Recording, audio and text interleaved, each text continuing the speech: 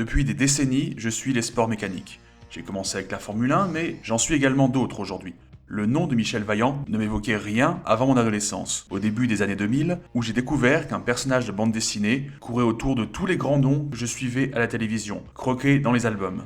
Même à mon jeune âge, l'enthousiasme grandissant de voir ces courses sur papier a laissé place au doute. Est-ce que c'est une belle coquille vide ? C'était super sympa dans les derniers albums que je pouvais feuilleter dans les magasins, de le voir côtoyer les pilotes de l'époque, comme David Coulthard, Jacques Villeneuve, Mika Häkkinen, mais est-ce que ça allait au-delà d'une maîtrise technique ? Le réalisme semblait secondaire, et bientôt ce que j'ai vu comme adaptation ne m'a pas convaincu. Avec mes 20 ans de recul sur la question, on va pouvoir voir ça, parler de la longue histoire de cette BD et du pilote ayant sans conteste le plus beau palmarès de toute l'histoire du sport automobile, Michel Vaillant. Eh oui, comme vous pouvez le voir les amis, je me trouve dans une vieille poubelle, aussi appelée Prost Peugeot. Pourquoi ? Eh ben par rapport au thème d'aujourd'hui, la Formule 1. Voilà que The Reg nous fait une vidéo sur l'histoire de Michel Vaillant. Mais attends Jamy, je comprends pas, tout le monde s'en fout de Michel Vaillant de nos jours, on n'est plus dans les années 70. Alors pourquoi il a pas fait une nouvelle vidéo Simpson à la place ? Tu le sais toi Jamy ?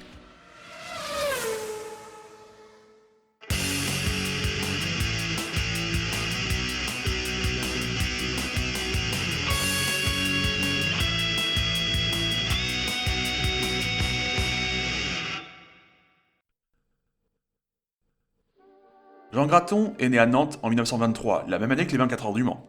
Il grandit entouré de motos car son père est commissaire sportif, mais tombe amoureux des voitures quand ce dernier l'emmène aux 24 heures du Mans en 1937. Bon, on s'en doutera un peu, les années suivantes, c'est pas trop la joie. Durant la guerre, adolescent, il travaille dans le chantier naval de Nantes jusqu'à ce qu'un bombardement le détruise à l'automne 1943. Il doit joindre les deux bouts comme il peut malgré son jeune âge, car son père a été fait prisonnier et sa mère est décédée avant la guerre. La guerre finie, en plein service militaire, son capitaine remarque son talent pour le dessin. Une fois fini son service, sa tante habitant à Bruxelles, il la rejoint sur place en 1947 et bosse dans la publicité, faisant des dessins dans un journal de sport nommé Les Sports. Bah, au moins c'est clair, hein. L'occasion de faire ses armes en illustrant divers sports. En 1951, il rencontre le grand scénariste de BD Jean-Michel Charlier qui lui propose d'en faire. Et il rejoint le journal de Spirou où pendant un an, il fera partie des grands noms de la bande dessinée à avoir illustré les belles histoires de l'oncle Paul, des récits historiques et éducatifs. En 1953, il entre au journal de Tintin, qu'on retrouve décidément pas mal sur ma chaîne, où il réalisera sa première fiction sur une course automobile. Finalement, en 1957, le rédacteur en chef de Tintin lui propose de créer son héros. C'est presque naturellement qu'il va choisir un pilote de course. Le nom Vaillant, lui, est choisi car ça sonne héroïque. Pour le prénom, il regarde par la fenêtre, son voisin emmène ses fils faire du trial, l'un s'appelle Michel, et ben c'est vendu pour Michel Vaillant. Comme quoi ça tient à rien, imaginez que son fils soit appelé autrement. Les aventures d'Alphonse Blaise Vaillant. Malgré tout, son éditeur veut d'abord tester. Graton crée alors plusieurs histoires courtes. Elles ne paraissent pas dans l'ordre où il les a dessinées, la véritable première étant Bon sang ne peut mentir. Quoi qu'il en soit, elles sont un succès, Michel Vaillant trouve sa place dans le journal, et c'est le début d'une très longue saga qui va démarrer avec le grand défi. Je ne vous parlerai pas de tous les albums, mais les premiers posant les bases de l'univers et ayant quelques éléments à devenir récurrents, je vais en parler un peu plus longuement. À l'époque, Michel Vaillant reste presque aussi idéal que Tintin, le magazine pour lequel il va courir près de 20 ans. Certes, il a une famille et la gente féminine est mieux représentée que dans Tintin, mais d'un point de vue caractère, sa magnanimité dans la majorité des situations, son côté sans peur et sans reproche, le fait qu'il se fasse un ami moins propre sur lui, les premiers albums nous servent un énième héros plus ou moins inspiré du reporter à la houppette. Il faudra pas mal d'albums pour qu'on rentre plus dans sa tête, mais pour l'instant donc, ça reste très naïf, bon enfant et même assez laté. Pamplemousse, si j'ai des gens qui regardent cette vidéo qui ont plus de 65 ans, vous pouvez me dire si c'était en vogue à l'époque comme insulte ? Mais bon, oui, c'est forcément daté, mais le charme opère tout de même, je trouve. Et puis, il ne faut pas oublier que ça date d'une époque où Fangio lui-même était encore pilote, et presque 30 ans avant la naissance de Lewis Hamilton, c'est dire ses remonte quoi. Donc, dans le grand défi, on y fait d'abord la connaissance de la famille Vaillant. Il y aura beaucoup de noms dans cette vidéo, je vais essayer de ne pas vous perdre si vous ne connaissez pas tout. La base, on a Henri Vaillant, le fondateur de la marque automobile Vaillante. Avec sa femme Elisabeth, ils ont deux fils, tous deux pilotes. Jean-Pierre, l'aîné, et le cadet. Michel. Oui. Et vivent à la Jonquière, une baraque plutôt pas dégueu. Dans ce premier album, en raison d'une petite guéguerre entre les pilotes européens et américains pour savoir qui c'est-il meilleur, il y a une compétition qui est organisée entre eux, en 5 courses. Et non des moindres ces courses. Pour démarrer, Graton n'y va pas de main morte. Michel Vaillant est le favori chez les Européens. Chez les Américains, c'est un certain Steve Warson, un pilote à la réputation de solitaire ombrageux. On notera le barème de points assez particulier. En gros, un point pour celui qui finit devant l'autre, et c'est tout. Donc pas de points pour les places d'honneur. Et même si évidemment il y a plein de pilotes, personne ne semble penser que quiconque puisse gagner à part Michel et Steve Warson, quoi. C'est gravé dans le marbre. Bon, dans l'album, un autre pilote que gagnera une épreuve tout de même. Car oui, ça ne date pas des albums récents, Jean Graton a toujours dessiné une partie des vrais pilotes et patrons d'écurie dans ses albums, et c'est toujours le cas pour ses successeurs aujourd'hui. C'est en tout cas dans cet album qu'on voit la première victoire sur circuit de Michel, et tant qu'à faire, aux 500 miles d'Indianapolis, conduisant à double solde du personnel des usines Vaillant. Aujourd'hui, si par exemple Renault y arrivait, je pense que ce serait plutôt double peine, licenciement puis suicide. C'est à souligner, avec Vaillant, le fait que Michel pilote pour un constructeur fictif a amené Jean Graton à créer une flopée de modèles avec les années. Et même un peu plus tard, à créer un concours permettant aux lecteurs d'envoyer leurs créations, qu'il a intégrées aux albums. Mais pour en revenir au grand défi, Michel en profitera aussi pour gagner une première fois, mais pas une dernière, les 24 heures du Mans, en équipe avec Jean-Pierre. Et parlons-en de Jean-Pierre, si lui aussi c'est un pilote très compétent, il admettra ne pas valoir son petit frère en talent pur, bien que lui ait une analyse peut-être plus fine. Au bout de quelques albums, il laissera le volant pour devenir gestionnaire, et on en a les prémices ici. Et justement, on sent que l'époque a un chouïa changé. À un moment dans l'album, Jean-Pierre prend le volant d'un prototype en essai, en bondissant dedans, comme ça, en costume et sans casque. Bah, bien sûr, sans casque, voyons. Ah oui, on s'en faisait pas à l'époque. Et le pire, c'est que c'est crédible, ce n'est pas forcément une fantaisie de l'album. Dans les années 50, les mesures de sécurité, c'était YOLO, Les semaines passant, alors que Warson est désagréable au début de l'album, Jean Graton va s'attacher au personnage et le rendre plus sympathique. C'est pourquoi, alors que lors de la dernière épreuve, Warson se plante dans le dernier tour et que Michel gagne, il refuse le titre.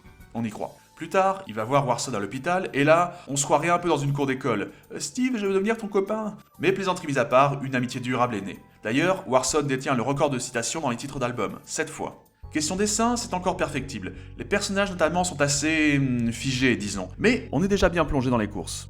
On notera aussi la coloration de la peau de certains personnages qui varient d'une case à l'autre. Bon, c'était le boulot de Francine Vandenbosch, qui sera bientôt Francine Graton. Oui, la compagne de Jean. Elle faisait ça toute seule, donc que ça ne soit pas parfait, c'est une chose. Mais parfois, ça les fait paraître pratiquement métisses tout d'un coup, une chose qui, mystérieusement, durera pas mal d'albums. Autre bonne chose qu'on doit à Francine, le développement de tout ce qui est famille. Les mariages, comme celui de Jean-Pierre et sa compagne Agnès dès la fin de ce premier album, la naissance de leur fils, bientôt, etc. Ce qui a contribué à donner à la BD un ancrage dans le réel, une simplicité et une humanité auxquelles les lecteurs de l'époque pouvaient s'identifier. Bon, peut-être moins, question identification, au fait que les Vaillants soient blindés de fric. Mais bon, ils sont à la tête d'une entreprise nationale, donc évidemment... Et Jean Graton mettra souvent dans la bouche de ses personnages des répliques aux critiques comme quoi Michel Vaillant représenterait trop le fric. Enfin, avec cet album, on a aussi une chose amenée à rester dans la série, beaucoup de textes explicatifs. Ce n'est pas aussi envahissant et verbeux que dans d'autres BD de l'époque, comme Blake et Mortimer par exemple, mais comme il faut bien faire des points sur les courses et qu'il serait difficile de savoir où en est chaque pilote juste par l'image, on comprendra que Jean Graton doit faire comme ça, mais les premiers albums on frôle quand même la surcharge. Le deuxième album aussi est fameux dans l'univers Vaillant, Le pilote sans visage. Un pilote arrive, après avoir fait des essais en scred sur le circuit de Spa, et il est autorisé à garder l'anonymat en championnat du monde de Formule 1. Là encore, les temps ont changé, Mais bon, avec 2 mécanos seulement au courant, ça devait être plus facile de garder le secret. Tous les lecteurs de l'époque du journal de Tintin, voyant chaque semaine une nouvelle page débarquer, n'ont pas trouvé son identité, et je me demande bien comment, parce que je trouve ça assez vite éventé. Mais ça a été une petite enquête qu'ils ont apprécié de mener à l'époque. Finalement, un procédé qu'on ne qualifiait pas encore d'interactif. Il faut aussi ajouter une sous-intrigue avec les pilotes russes arrivant pour défier les Européens. Or, dans le troisième album, après une série d'épreuves Europe contre Amérique sur quelques circuits, puis une série d'épreuves Europe contre Russie sur quelques circuits, voici une série d'épreuves Europe contre Amérique et Russie sur quelques circuits. Pour changer un peu quand même, il y aura du rallye cette fois. Les dessins sont de qualité et il y a quelques moments forts. Mais je ne vous ai pas parlé de l'enquête, car dans cet album est introduit une chose qui va devenir très fréquente. Tout le monde s'il vous plaît ? Les sabotages. Oui, je vous ai pas dit, pardon. J'ai demandé à quelques potes amateurs de cette BD comme moi de participer de temps en temps. Enfin, je dis que le sabotage est introduit dans cet album, mais pour pinailler, il faut dire qu'il y en avait eu aussi dans une des histoires courtes. Il est vrai que si tous les albums de Michel Vaillant se focalisaient juste sur la course, on tournerait vite en rond. En rond. C'est marrant, parce que sur les ovales, justement, ils tournent en rond et... Ouais, c'est une riche idée que j'ai eue, moi. Bref, pour varier un peu, Jean Graton inclut une enquête, cette fois nettement moins prévisible que dans Le pilote sans visage. Et vu qu'en 3 albums, Michel Vaillant a gagné plus de la moitié des courses auxquelles il a participé, et à la moitié du deuxième album avait déjà gagné ce qu'on appelle la triple couronne, à savoir réussir à gagner les 500 miles d'Indianapolis, les 24 heures du Mans et le Grand Prix de Monaco, exploit dans la réalité accompli par un pilote dans l'histoire, Graham Hill, ça signifie qu'au bout de même pas 2 albums, Michel Vaillant pourrait déjà arrêter sa carrière, elle serait déjà hyper classe. Par conséquent, Jean Graton, dans le 4e album, pour éviter de lasser le lecteur, va donc inaugurer un album sans course avec Route de nuit. J'ai souvent considéré ces histoires comme des passages nécessaires, mais aussi comme des albums de transition plus ou moins intéressants. Mais Route de nuit serait un des meilleurs grâce à son ambiance, notamment une chouette course-poursuite nocturne finale. Après, si un des méchants s'appelle Régis, Enfin, je dis méchant, mais c'est juste un pauvre type. Ah, eh ben comme quoi vous n'avez pas que le prénom en commun. Merci. Donc bref, s'il y a un semi-méchant nommé Régis, ce n'est pas le méchant principal. Et tout comme dans le pilote sans visage, l'identité du méchant principal est assez prévisible, c'est dommage. On est de retour avec de la course dans le 5e album, mais ici 80% est réservé à la préparation. Là encore, un des plus fameux albums de la série, le 13 est au départ. Si on avait déjà eu Le Mans dans le Grand Défi, ici, c'est un album entier sur les 24 heures du Mans. Les fans, sa préparation technique, humaine, et la course en elle-même n'arrivent qu'après 50 pages. On y fait connaissance aussi avec Françoise Latour, dont on reparlera, mais également de nouveaux méchants récurrents. Les Texas Drivers, et principalement parmi eux Bob Kramer, avec le chapeau noir là. Ennemi de Steve Warson sur les circuits ricains, qui à force d'être battus par ce dernier sont devenus de moins en moins fair-play, et ont juré sa perte, et donc bientôt celle de Michel. De quoi maintenir que, quand même, les méchants sont un peu envahissants, parce qu'après un album où Valiant va essayer d'imposer le constructeur aux USA, et où les Américains essaient de les en empêcher avec des méthodes peu orthodoxes, nous avons donc l'album Les Casse-Coups, qui se déroule dans le milieu des cascades. Album qui prône la sécurité bien plus qu'on ne pourrait le croire, insistant bien sur le côté aussi calculé que possible. Avec le véritable cascadeur Gilles Delamarre, peut-être le meilleur cascadeur français de l'époque, ami de Jean Graton, croqué et qui a une présence importante. Il y a aussi les prémices à la dénonciation de la presse à scandale. De ce côté-là, l'album est intéressant. Mais, comme je m'apprêtais à le dire il y a 30 secondes, ben là aussi il y a un méchant. Soit 5 albums consécutifs où c'est le cas, et pour la 4e fois, Michel y risque sa peau. 80% de chances de mourir, ce ne serait pas encore plus grand que le taux de mortalité de l'époque durant les courses, ça. Mais à part une petite gueulante de temps en temps, notons qu'il le prendra plutôt bien dans l'ensemble. Passons au 8e album, autre album très prisé des fans, le 8e pilote. Jean Graton y invente la filière avant l'heure, c'est-à-dire une école de pilotage pour jeunes talents. L'arrivée d'un 8e, cela dit, un russe, pose souci, notamment à la forte tête de la bande, un américain.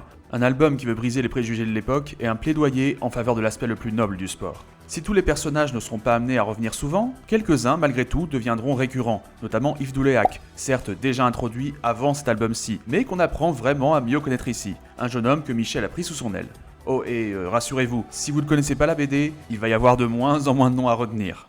Une première avec l'album numéro 10, il va parler de F1 sur un championnat entier. Un japonais vexé de ne pas avoir eu un volant pour Valiant, comme demandé, décide, en bon samouraï, d'aller démolir les Valiant par esprit de revanche, ce avec des moyens dérisoires.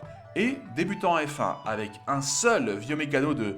je sais pas, 95 ans, et une poubelle à conduire face aux nouvelles Vaillantes révolutionnaires et la puissance de leurs usines, petit à petit, il y arrive. Et pas seulement les Vaillantes, pour faire bonne figure, il se paye aussi plusieurs fois Jim Clark, allez, c'est la fête. Mais au final, l'écurie Vaillante remporte le titre, avec Warson au volant. Bon, je me moque un peu, mais j'aime bien l'album. Il commence à montrer des failles réalistes chez Michel Vaillant, nettement plus que dans d'autres séries avec des héros beaucoup plus unidimensionnels. Là, on insiste sur son mental. Il a tout pour gagner en théorie, mais quand le mental d'un sportif défaille, ses résultats s'en ressentent forcément. Et une chose sur laquelle on peut toujours compter avec Jean Graton, les décors. Il faisait autant de repérages que possible, sur les circuits bien sûr, mais on a aussi par exemple une belle reproduction d'Amsterdam dans le 9e album. Bien sûr, il ne pouvait pas toujours se déplacer. Ainsi, alors que le 11e album se passe aux États-Unis, il a écrit à Bill France lui-même, le créateur et patron d'un NASCAR, qui l'a personnellement aidé à se documenter. Classe! Même si je le soupçonne de lui avoir dit quelques conneries, car alors que dans Suspense à Indianapolis, il se rebarre du vieux continent pour aller reconquérir l'Amérique, mais les mêmes reméchants veulent réempêcher d'aller regagner les re-500 bases de Indianapolis, il concourt aussi pour le titre un peu fumeux de champion des USA, disputé seulement sur 3 courses, et des courses très dissemblables. Je n'ai jamais entendu parler de ce titre. Si dans les commentaires il y a un autre connaisseur qui m'en parle parce que... Mais tout de même, il y a quelques nouveautés qui sont circuit, de nouvelles têtes, et une nouvelle fois, l'ambiance des courses est bien rendue, c'est le principal.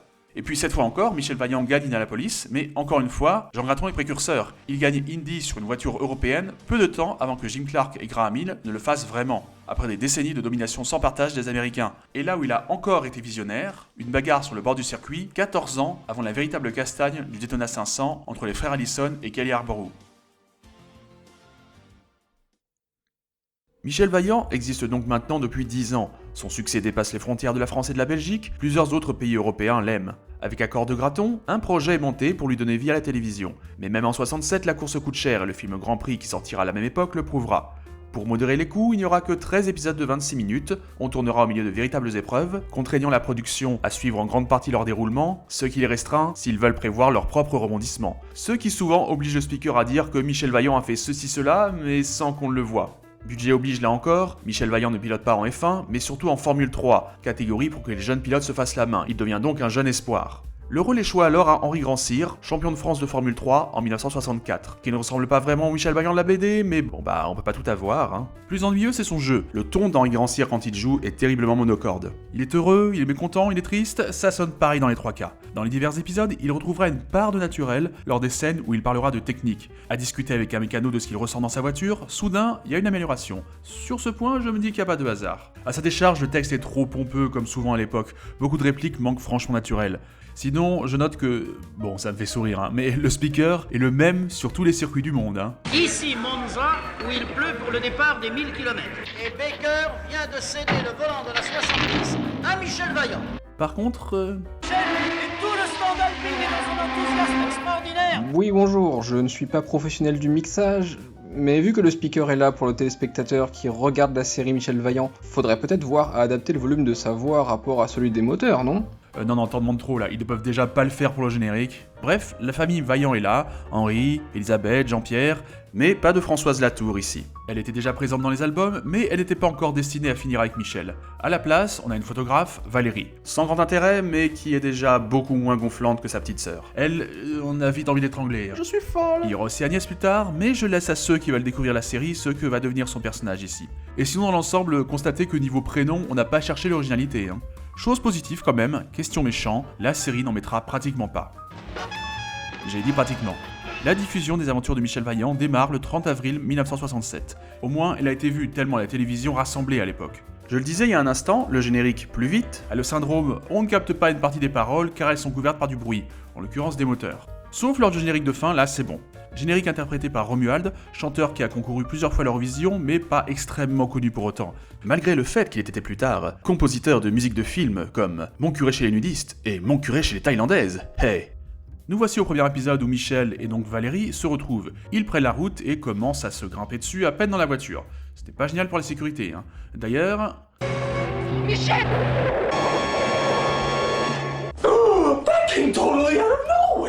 La série a commencé depuis 3 minutes et Michel est déjà grièvement blessé.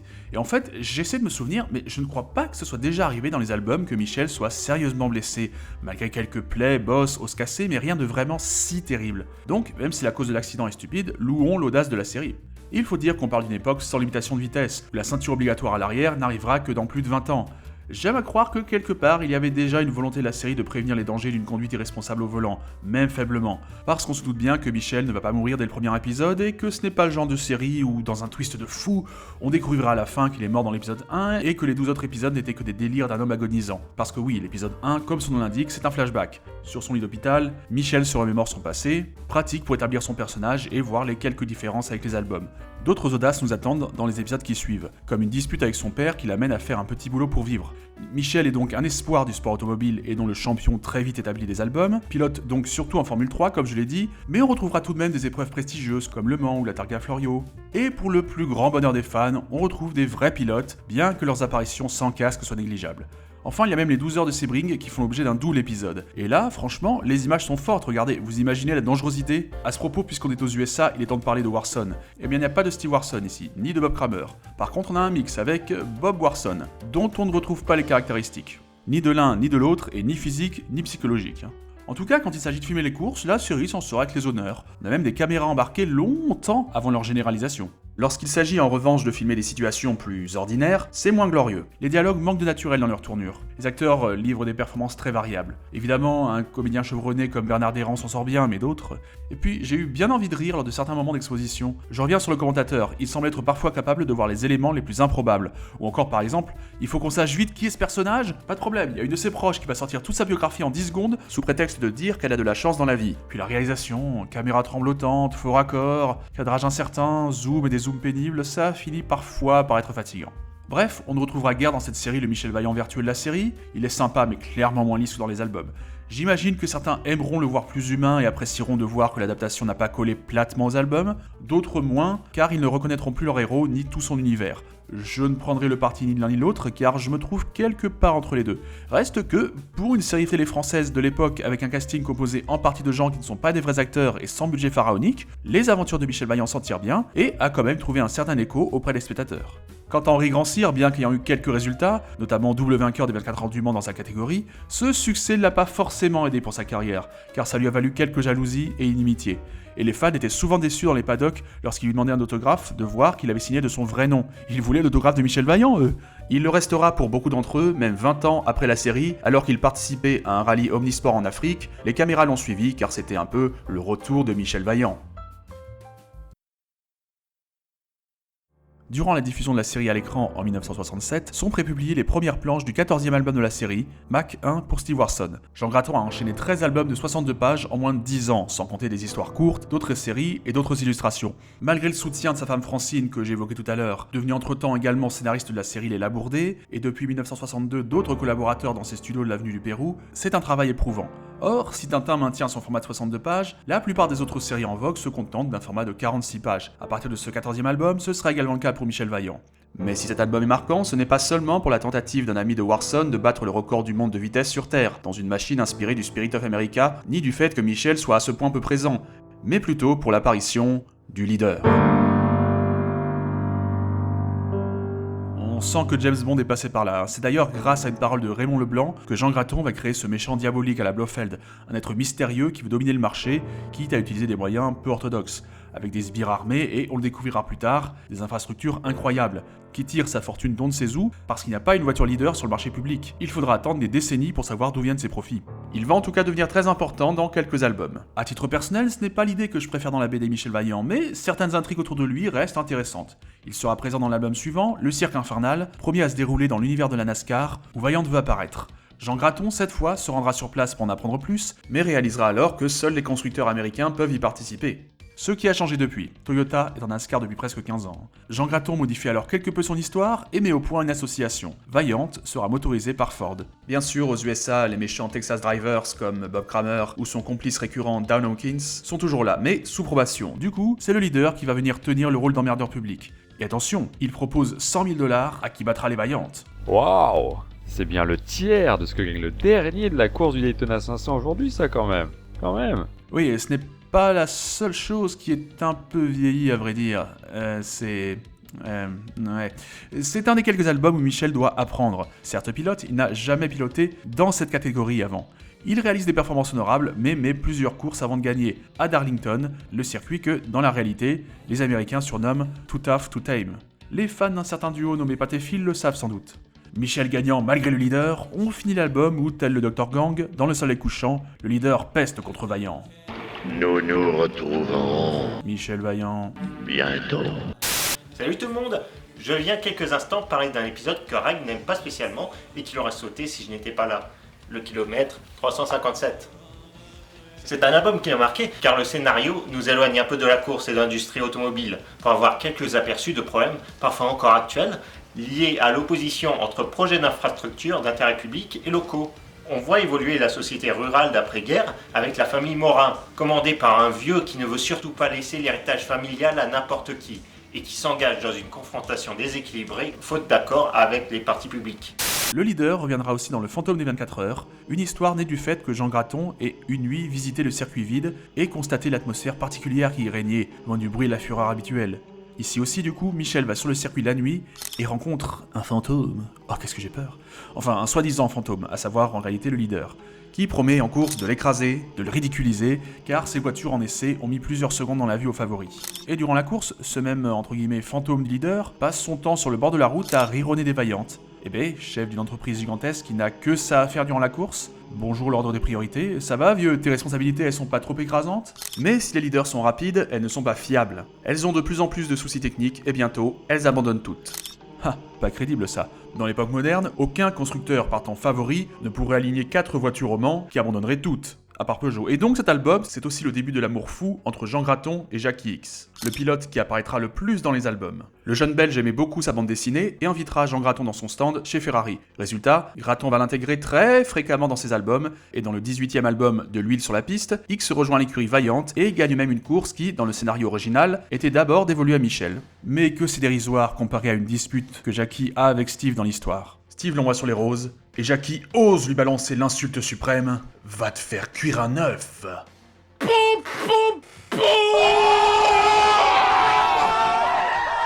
Bon, depuis tout à l'heure, je plaisante, hein. Je me moque des petites incongruités et des quelques clichés, mais j'apprécie ces albums, aussi bien leur histoire en général que visuellement. On alterne les types de courses, Michel est très loin d'ajouter une ligne à son palmarès à chacune d'entre elles, on le voit triompher régulièrement, oui, mais souvent abandonné également, comme lorsqu'il s'essaie aux courses de moto par exemple. Et comme on change de cadre fréquemment, notamment du circuit au rallye, c'est l'occasion pour Kraton de nous dépayser. Je moquais aussi de ces cases-là, mais il faut dire que Steve a toujours été montré comme un séducteur un peu macho. Mais la vérité, c'est que depuis les premiers albums, les femmes ne s'en laissent pas compter dans Michel Vaillant. Elisabeth, la mère de Michel, mais aussi sa belle-sœur, ou encore Françoise, elles ont toutes du caractère et savent ce qu'elles veulent. Et ce n'est pas tout, on les verra de plus en plus piloter dans les albums, et être très douées pour ça, notamment Gabrielle Spanderberg ou Julie Wood, on aura l'occasion d'en reparler. Michel Vaillant est alors très populaire. Le club Michel Vaillant est créé en 1971 déjà, oui, mais plus encore, seriez-vous surpris si je vous disais que la série, si on en croit les sondages et courriers des lecteurs, est régulièrement citée comme la plus populaire du journal de Tintin? Même si, dû au fait que ce soit surtout réservé aux fans de sport automobile, ce ne sont pas les plus gros tirages du marché. Et René Goscinny racontera qu'un jour, arrêté pour excès de vitesse, il a entendu le policier lui demander s'il se prenait pour Michel Vaillant. On avait laissé le personnage de côté quelques albums, mais en 70, le leader va revenir. Kramer et Hawkins, tout naturellement, vont finir par rejoindre ses rangs. On les voit visiter ses installations au début de Massacre pour un moteur. Or, à force de parler de lui, des sabotages à répétition, des méchants, certains d'entre vous ont pu se demander comment rendre Michel Vaillant plus réaliste. Et ben forcément, avec un immense circuit souterrain ultra perfectionné, un réseau de trains, une plaine de jeux, un hôtel, des jardins et une piscine. Ah non, je n'invente pas, quand je disais que c'était un méchant à la James Bond. Il va s'opposer à Vaillant dans l'album Rush, où les pilotes participent à un rallye d'une longueur insensée. Un album qui contient une des scènes les plus violentes de la série, où des sbires du leader brûlent la main d'un pilote en l'écrasant sur un pot d'échappement chauffé à blanc. J'ai l'impression d'avoir dit 100 fois, mais c'est encore techniquement très abouti cet album. Et puis, voir François Sévère distribuer des nions, ça n'a pas de prix. Un de mes albums préférés arrive alors, Série Noire. Je vous parlais du fait que Michel abandonnait plus souvent qu'on ne pourrait le croire. Or, comme son nom l'indique, dans cet album-là, il a carrément une série d'abandons ou de contre-performances, parfois de sa faute, parfois non, ce sont les aléas. Mais en tout cas, son coéquipier, donc Steve, prend franchement le dessus sur lui au championnat, et il est moqué et dénigré par les fans. Ah bah, finalement, les choses n'ont pas tellement changé en 50 ans quand un grand pilote connaît une mauvaise passe. Bref, la presse se déchaîne même contre Michel, sauf quelques-uns, de vrais journalistes amis de Jean Graton qui ont vraiment écrit un papier sur le sujet juste pour l'album, qui a comme point d'orgue non pas l'épilogue où il brise finalement la série noire, mais le moment où il manque de mourir brûlé vif. Romain Grosjean n'a rien inventé. C'est un des meilleurs albums pour ce qui est d'apprendre à connaître vraiment Michel Vaillant, et un des plus réalistes. Ce qui peut contraster avec l'album suivant où, durant un instant, on peut se dire « Ah ouais, là, Graton il a perdu la tête », car Vaillant, au début de l'album, semble rouler sur la lune. Je ne sais pas ce que serait le plus irréaliste entre ça et les installations du leader. Mais bon, en réalité, c'était un essai dans le désert. Ouf. Mais ceux qui l'ont lu en pré-publication à l'époque ont quand même dû attendre plusieurs semaines pour être rassurés. Malgré tout, cet album n'est pas mon préféré. Avec une histoire d'espionnage industriel et le retour de Régis en méchant, décidément le monde est petit, il y avait une chance sur 10 000 qui se rencontrent à nouveau, mais on se croirait dans Tintin, il tombe toujours sur Assapopoulos de manière fortuite. J'ai plusieurs fois évoqué les histoires courtes, et dans plusieurs d'entre elles, il va se passer des choses importantes, notamment une demande en mariage entre Michel et Françoise dans Flagrant délit. D'accord, les albums en eux-mêmes avaient bien commencé à tisser leur rapprochement, mais quelqu'un lisant seulement ces albums et ouvrant Défiler des moteurs qui démarrent par leur mariage pourrait se dire qu'il a quand même manqué un chapitre. Le fait est qu'il y a vraiment une chronologie dans Michel Vaillant. Même si commence à poindre une chose que Graton sera forcé d'ignorer, les années vont bientôt passer un peu trop. Car on est maintenant en 1974, ça fait 17 ans que Vaillant pilote, c'est déjà une bonne carrière. Ça passe encore, mais bientôt il faudra clairement ignorer les années qui passent concernant l'âge des personnages, qui traversent les générations de voitures et de pilotes sans vieillir. En cette année 2022, Michel aurait dans les 85 ans quoi. Concernant l'album, c'est un peu un pot pourri, divers petites intrigues, mais importantes l'air de rien. Donc le mariage de Michel et Françoise, qui désormais s'inquiète lors des courses de Michel, car désormais c'est son mari qu'elle voit risquer sa vie. Et évidemment, qui est-ce qui la rassure? Madame X, quelle surprise. Steve, lui, fait la connaissance de Ruth, une pilote qui va devenir très importante dans la série, et il y a aussi le fait que le jeune protégé de Michel dont je parlais tout à l'heure, Yves Douléac, se met à fricoter avec Gabrielle Spanderberg. Ah oui, c'est vrai que j'avais promis que je me calmerais au niveau des noms à apprendre, désolé. Toujours en 74, commence à être pré-publié le 26e album, et ça y est, si Michel Vaillant avait jusqu'ici un palmarès très varié qui ferait pâlir d'envie énormément de pilotes, il n'avait jamais réussi à devenir champion du monde de Formule 1.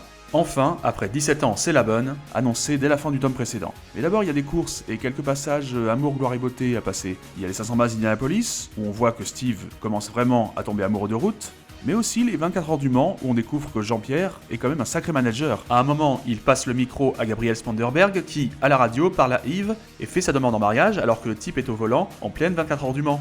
Cool le timing, ça pouvait pas attendre une heure qu'il sort de la voiture. Puis en fin d'album, retour en F1 où Michel lutte jusqu'à la dernière épreuve contre... Ah, Jackie X, les bras m'en tombent. Michel, qui est aidé par Steve pour avoir les points qui lui manquent, et il l'emporte. Jackie le prend bien, et il a raison, parce que après tout, dans la réalité, il a pas réussi non plus à être titré.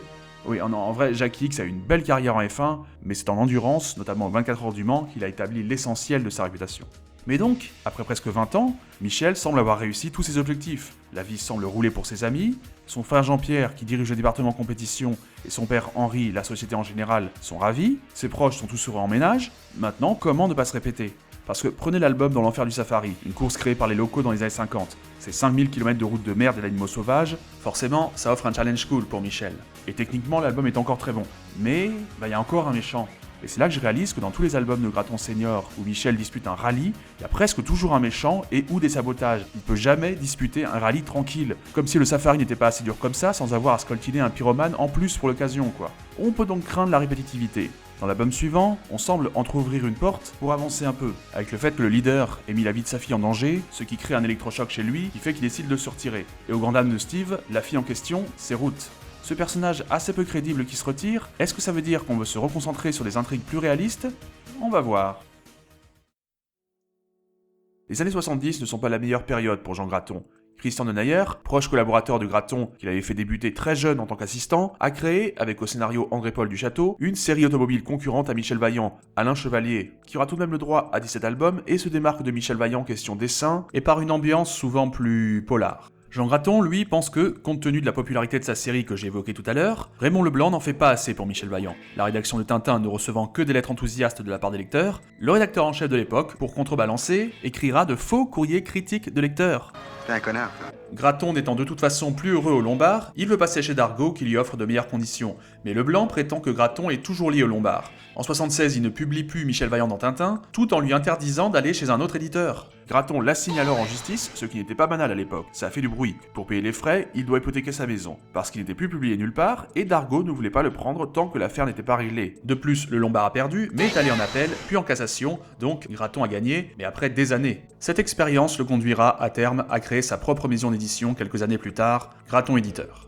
Le Prince Blanc, en 1975, sera sa dernière histoire pour Tintin. Une histoire en petit format, destinée au Tintin Sélection. En principe, il ne s'agissait pas du nouvel album de Michel Vaillant, qui devait être San Francisco Circus. Mais vu leur querelle, le Lombard ne recevait plus de nouveautés de la part de Jean Graton, il a donc été décidé de le remonter pour en faire un album. Graton estimera que c'était du bricolage, mais n'avait pas envie de repartir dans un nouveau procès, alors il a laissé faire. Après, je dois dire qu'au-delà de ça, Le Prince Blanc est un de mes albums favoris. On y fait la connaissance de Douglas White, un homme d'affaires qui arrive en F1. Pour ceux qui connaissent mal la F1 justement, sachez que depuis le début des années 80, la fédération impose une super licence pour pouvoir piloter dans ce championnat. Et puis arriver en cours de saison et avec une seule voiture, ça ne se fait plus aussi depuis environ 30 ans. Mais dans les années 70, tu t'inscrivais, si tu avais une bonne voiture et que tu parvenais à te qualifier, c'était bon. White pilote sa propre voiture, pourtant d'emblée il est redoutable. Surtout en ligne droite, car sinon il fait des petites erreurs. On le soupçonne bientôt d'utiliser un moteur non conforme. Mais faire démonter un moteur à une écurie à l'époque, c'était tout de même quelque chose. Après moultes hésitations, au prix d'une nouvelle course où il a semblé avoir plus de chevaux, le père Vaillant fait démonter le moteur, qui est effectivement non conforme. Douglas White revient avec une voiture conforme, et là c'est moins reluisant. Mais surtout, sa fortune dépanette. C'est un voleur de diamants, et il se fait arrêter à la fin d'une course. Il ne purge qu'un tiers de sa peine et gagne une fortune en publiant sa biographie. Faut admettre qu'une histoire pareille, ce serait vendeur. Graton a réussi à faire une histoire plutôt accrocheuse au-delà des courses en elles-mêmes. Faut quand même noter qu'il prend ses rêves pour des réalités. Sur ce coup, il n'a pas anticipé la réalité. À un moment, le père Vaillant lit un journal où Poulidor gagne le Tour de France. Raté. La fin des Enchantés semble en tout cas faire écho aux soucis de Graton, qui non seulement a produit sans être publié, mais entre-temps, Raymond Leblanc a débauché Christian Denayer, arrivant dans Tintin en 77, donc avec Alain Chevalier. Il faut dire que, depuis l'année précédente, le scénariste de cette série, André-Paul Duchâteau, était devenu rédacteur en chef de Tintin, ça aide. Graton dessine alors Panique à Monaco. Le pitch accrocheur d'attentat à la bombe lors du week-end de Monaco donne finalement un album que je trouve sympathique sans plus, à cause de son côté prévisible. Il n'y a qu'un seul nouveau personnage qui apparaît dans l'album, soit un seul suspect qui se trouve fatalement être effectivement le poseur de bombes. Le fait est que cet album ne sera publié que 11 ans plus tard par Graton Éditeur. Jean Graton ne l'a pas livré au Lombard et l'a mis de côté des années. Toujours en écho à ses problèmes, il pond alors un excellent diptyque, Les Jeunes Loups et la révolte des rois.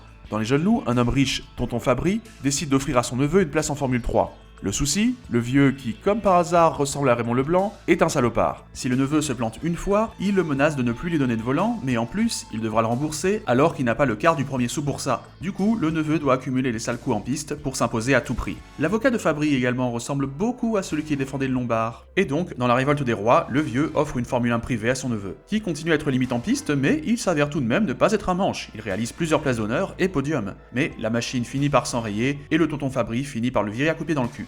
Michel, ça va, il est double champion du monde. Mais comme tout cela est anecdotique, comparé au concours que Jean Graton a dû lancer, je suppose, car tous les personnages ont des cravates hideuses. Et puis, je fais un petit crochet par la silhouette en colère, car on y assiste à une énième dispute entre Yves et Gabriel. Enfin, je dis ça, mais en fait, c'est surtout Yves qui passe tout son temps à gueuler et Gabriel à pleurer. Je serais elle, je l'aurais quitté, il est vraiment imbuvable. C'est rapport au fait que le père de Gabriel s'oppose à leur bonheur. Ce n'est pas la première fois, et des décennies plus tard, dans le dernier album de la première série Michel Vaillant, on apprendra qu'ils ne sont toujours pas mariés. Le père est fort quand même, il parvient à empêcher un mariage pendant 33 ans.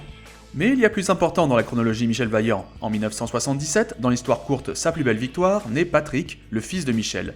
Vaillant est papa, pourtant si on parlera encore de Patrick 2 fois dans les albums, après ça, le gamin cesse d'être évoqué, au point de ne plus l'être, dans les 29 derniers albums de la première série Michel Vaillant. Le fils de Jean Graton, Philippe, dira un jour... ok... Mais puisqu'on en est à parler de paternité, dans Chaos pour Steve Warson, Ruth a pris la place de son père et est devenu le nouveau leader, sa bousille Warson qui disparaît une fois encore. À cette même époque, triomphe un magazine de bande dessinée ouest-allemand, Zack. Son rédacteur en chef Ralph Klassner, avec l'agent d'auteur belge Jacques de Kezel, monte une édition francophone, nommée Super J en France et Super As en Belgique, débauchant des gens de chez Pilote et du journal de Tintin en leur donnant des salaires plus élevés. Graton, lui, n'est plus prépublié, Dargaud sortant directement ses histoires en album, il peut rejoindre le bateau. Michel Vaillant et la série secondaire qu'il a créée il y a quelques années, Julie Wood, y font leur rentrée. Donc, Graton a un nouvel éditeur, il a gagné contre Raymond Leblanc, et ses BD sont prépubliés dans un autre journal. Donc tout va bien, non ? Non. Et non, car ça signifie tenir un rythme de travail très élevé. Entre ces deux séries et histoires courtes, Graton doit produire plus de 200 pages par an. Il fera d'ailleurs écho à ça dans l'album Le Galérien. Toujours est-il que les auteurs liés au projet ont du mal à suivre, d'où des retards, et du coup, du jour au lendemain, les Allemands décident de mettre fin au projet. Super As s'arrêtera à l'automne 1980. Steve reste absent plusieurs albums, dans un laps de temps où Michel gagne tout de même son 3e titre de champion du monde de Formule 1. Il fait finalement son retour dans l'inconnu des 1000 pistes. Alors que Michel lutte contre Jacques Lafitte et Gilles Villeneuve pour la victoire au Grand Prix de France de Formule 1, Michel le retrouve dans un rallye. En fin d'album, Jean-Pierre refuse de reprendre Steve chez Vaillant, et ça va faire l'objet d'un album. Steve Warson chez Ferrari en F1 contre Michel Vaillant. Vu qu'il arrive en cours de saison, il ne peut lutter pour le titre, mais il empêche quand même Michel de l'avoir, et c'est Gilles Villeneuve qui devient champion du monde dans cette réalité.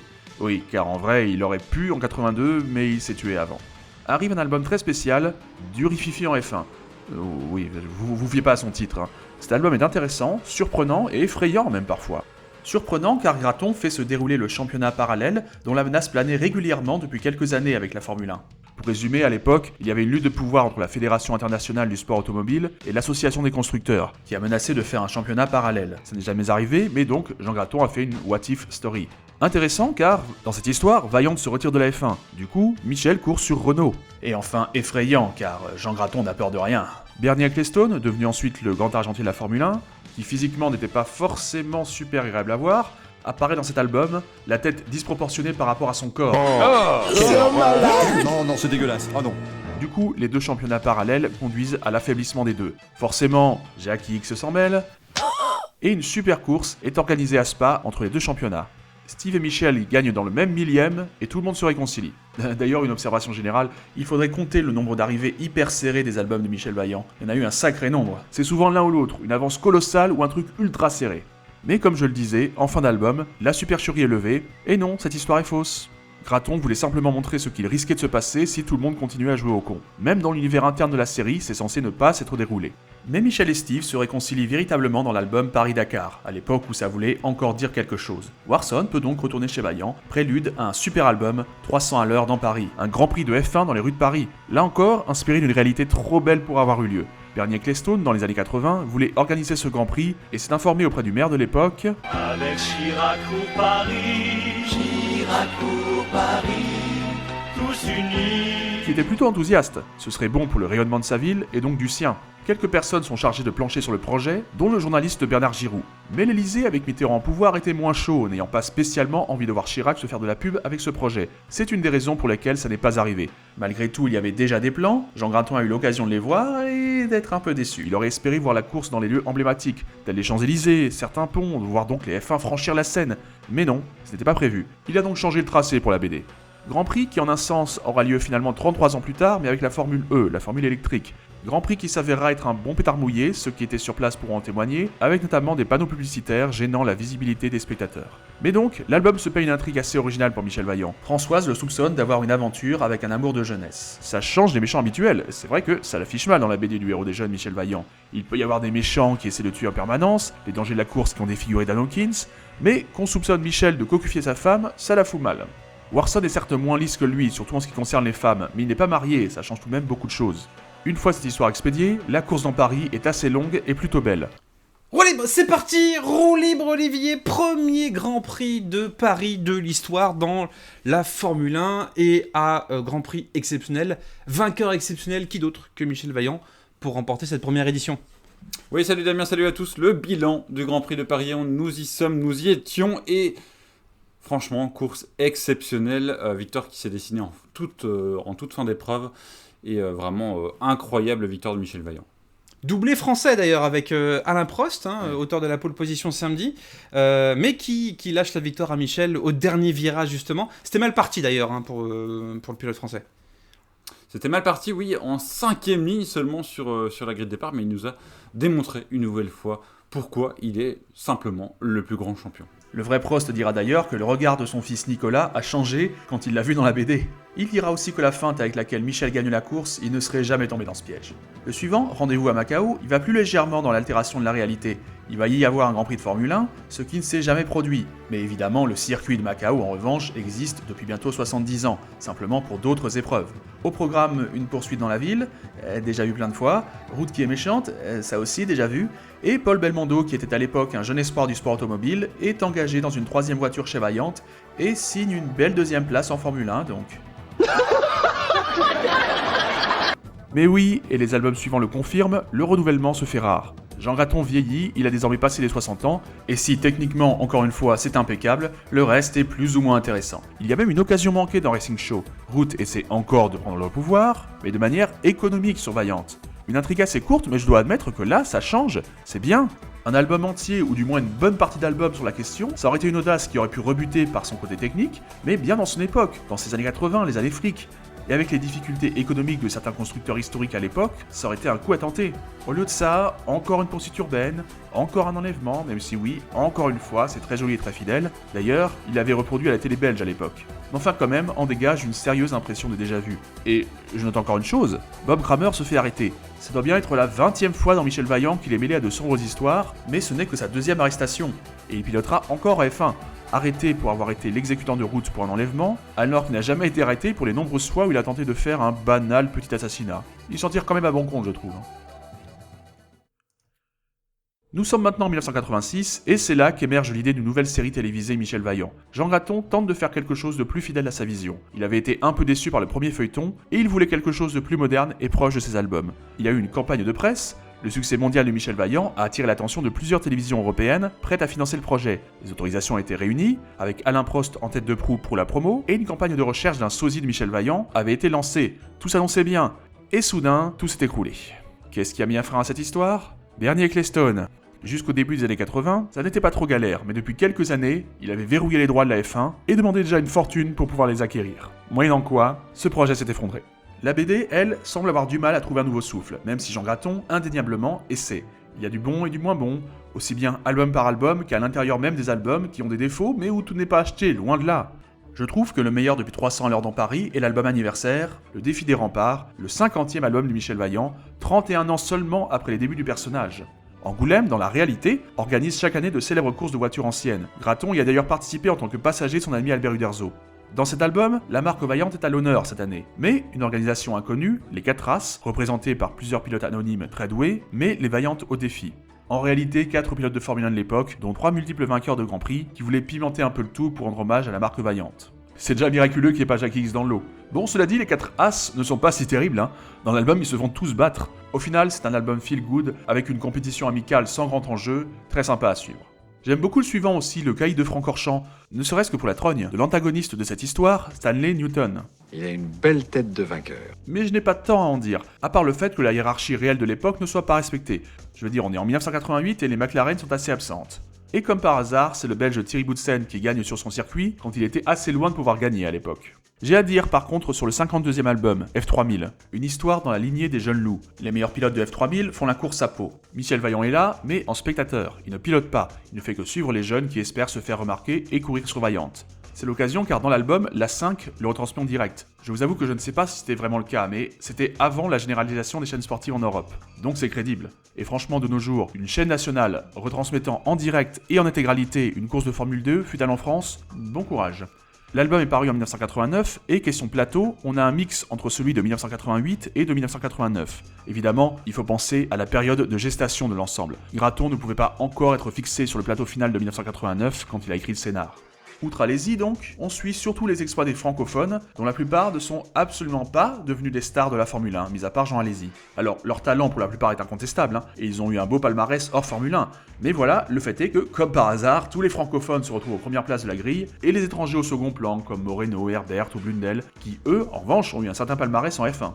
Dont aussi Kerry Coma est étrangement absent, alors que c'était bien lui qui avait lutté avec Alési pour le titre, mais...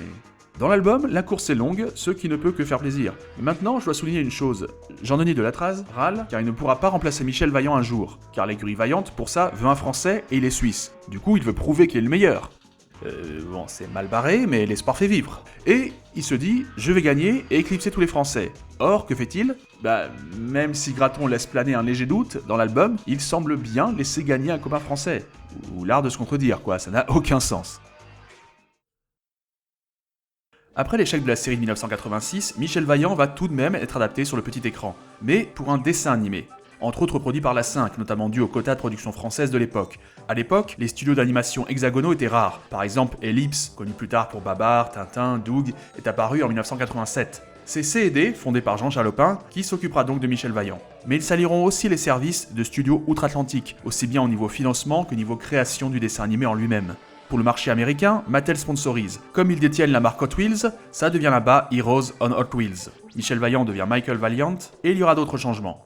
Ce qui est drôle d'ailleurs, c'est que Michael Valiant, je me rappelle 10 ans plus tard d'un pilote qui s'appelait comme ça. Mais donc, il y a d'autres changements, je disais, car Jean Graton laissait pas mal l'attitude aux scénaristes français, mais l'influence US a joué aussi. Ils pèseront pas mal sur les intrigues. Le générique, qui est bien ancré dans son époque, est assez cool. L'orchestration, les images de moto, de Formule 1, de rallye, ça s'enchaîne bien, il y a des accidents, c'est plutôt sympa, on savait faire des génériques à l'époque. Hein. Il déjoue tous les plans de leader, à coups de volant, à coups de peur. Michel Vaillant.